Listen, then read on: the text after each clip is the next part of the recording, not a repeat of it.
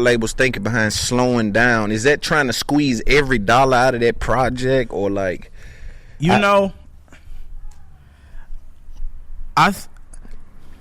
part of me don't think it's the labels anymore. I used to be like, it's the labels, they slowing you down, they in a way. And then I had a really great conversation with Dallas Martin. Shout out Dallas. Right? And he was like, man, we want to drop. We just want to drop dope shit. He like, sometimes we'll let it drop some weak shit just because we don't want to be the one in the way of them dropping. But it's like, the labels want product to move.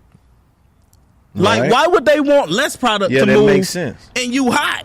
Well, here's this though, because I think the labels have interest in the contract, the overall contract. So if I only have LaRussell for 3 albums and he's on his second album and his next album is his exit album, I've seen what labels try to prolong that process to try to use it as some kind of negotiation power.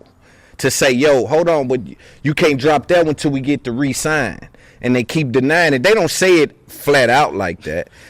I think that only is applicable to them if your shit ain't hitting. I think they did Youngboy like that. On the way out of Atlantic is what they were allegedly saying, is that on his way out of Atlantic, they were trying to Kodak as well. I think that applies if your shit ain't hidden. If I come in and I'm Roddy Ricch and my first shit goes platinum, diamond, you think I don't want to put out another one after? I don't care if our contract for 3 years. If you're going to give me more now, why would I wait 3 years later to get it?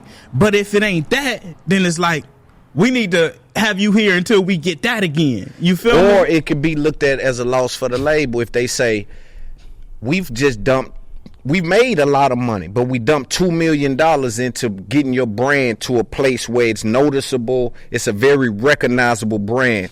We're looking at a long game. We don't want to just let this guy walk out of the building. Mm-hmm. And if we even seen 50 Cent play this trick with Young Buck when he was trying to get out of that G Unit contract. It's like, send an album in, no. Send an album in, no. You're saying that you believe it's because the music isn't. So listen, right? I thought it was that too. And then it was like, we be trying to save from putting out something. We don't want you to fuck up your career. We hear it. We the first to hear, because I thought it was what you were saying too. And sometimes it may be, but hearing that perspective from the inside, it's like, I get that completely. Right? If you making me money, I'm never going to slow you down. Yeah, but if I'm losing money, I'm going to want the terms to align in a way that I set them. So what do you say in the NFL when you got a 2,000 yard rusher per year that they slap the franchise tag on, right? It's like there's business. This ain't all about the money in the moment. Like they're trying to hold some of these generational talents and some of this. Like I don't know, man. It just almost feels like that. Loan, bruh. You don't think so? Loan, bruh. You think they want the money? Loan, bruh. Hey, you hear how many things you got to make? How many scenarios you got to go through? Right, bro. You think it's pure money. Keep the money coming. So you think that the record sales are slowing down in a way where the label is saying, that ain't it. We're not putting that out. Listen. Bruno Mars don't have these issues. Drake don't have these issues. Why didn't you love the label so much? Because if you making money, I'm going to do whatever I'm supposed to do to kid. I don't want to stop making money with you. Start you making enough money, then be like, here, we'll give you an indie disc show so you can do your shit as long as we get. Right. Yeah. Then and it really skewed my perspective because I got a lot of offers early that the offers came without more insight from the offerer. And for me, I guess I'm so personal in my career that I'm like, no, if Hov want to sign me to his label, Hov will come talk to me about it. Right? Like that in my mind, I'm like, you know, I remember I was like, Hov gonna be at the meeting? And it was like, no. And it was like, what we doing? But he want to sign me to his label, right? That was my mind, so I couldn't grasp it happening in that fashion. Right. And I'm with you on that. That's why a lot of this industry is smoke and mirrors in that way, where it's like, respect me enough to tailor this thing. Respect me enough to consider everything that we've already been through.